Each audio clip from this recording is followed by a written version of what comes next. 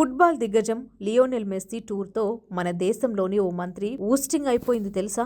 అదేంటి, యావత్ భారతదేశం మొత్తం కూడా మెస్సీ పర్యటన గురించి మాట్లాడుకుంటున్న తరుణంలో ఓ మంత్రి పోస్ట్ ఊస్ట్ అవ్వడం ఏంటి అని అనుకుంటున్నారా?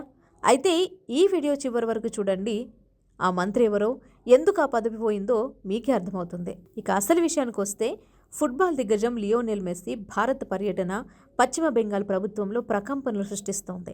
కోల్కతాలోని సాల్ట్ లేక్ స్టేడియంలో జరిగిన ఈ కార్యక్రమంలో మెస్సీ కేవలం 20 నిమిషాల్లోనే వెళ్లిపోవడంతో ఆగ్రహించిన ప్రేక్షకులు స్టేడియాన్ని ధ్వంసం చేసి రచ్చ చేశారు. టికెట్ల కోసం 15,000 వరకు ఖర్చు చేసిన అభిమానులు మెస్సీని నేరుగా చూడలేకపోయామని ఆగ్రహం వ్యక్తం చేశారు. అందుకు కారణం మంత్రి బిశ్వాస్, పలువురు రాజకీయ నాయకులు ఆయన్ను చుట్టుముట్టి ఉండటమన్నారు. మెస్సీని చూడలేక నిరాశ చెందిన అభిమానులు మైదానంలోకి వాటర్ బాటిల్ విసిరి స్టేడియం సీట్లను ధ్వంసం చేశారు.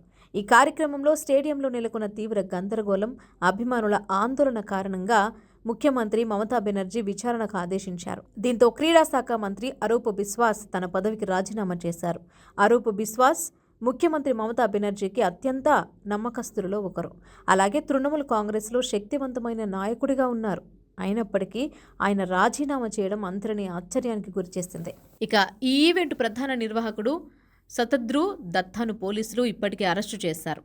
అలాగే ఈ ఘటనపై రిటైర్డ్ న్యాయమూర్తి ఆసిం కుమార్ రాయ్ నేతృత్వంలోని విచారణ ప్యానెల్ సమర్పించిన ప్రాథమిక నివేదిక ఆధారంగా సీనియర్ అధికారులపై కూడా మమతా బెనర్జీ సర్కార్ కఠిన చర్యలు తీసుకుంది.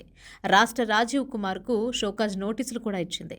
నిర్వహణ లోపాలు, భద్రతా వైఫల్యాలపై 24 గంటల్లో వివరణ ఇవ్వాలని ఆదేశాలిచ్చింది. చూశారుగా, మన దేశంలో ఉన్న క్రీడాకారులను గుర్తించని ఈ నాయకులు పొరుగు దేశం నాయకులను నెత్తిమీద పెట్టుకుంటే ఇప్పటికైనా తెలుసుకుంటే బాగుంటుంది. అదేవిధంగా మరి ఈ వీడియో కనుక మీకు నచ్చినట్లయితే లైక్ చేయండి, కామెంట్ చేయండి, మీ ఫ్రెండ్స్కి షేర్ చేయండి. మరిన్ని అప్డేట్స్ కోసం మా ఛానల్ని ఫాలో అవ్వండి. Thanks for watching.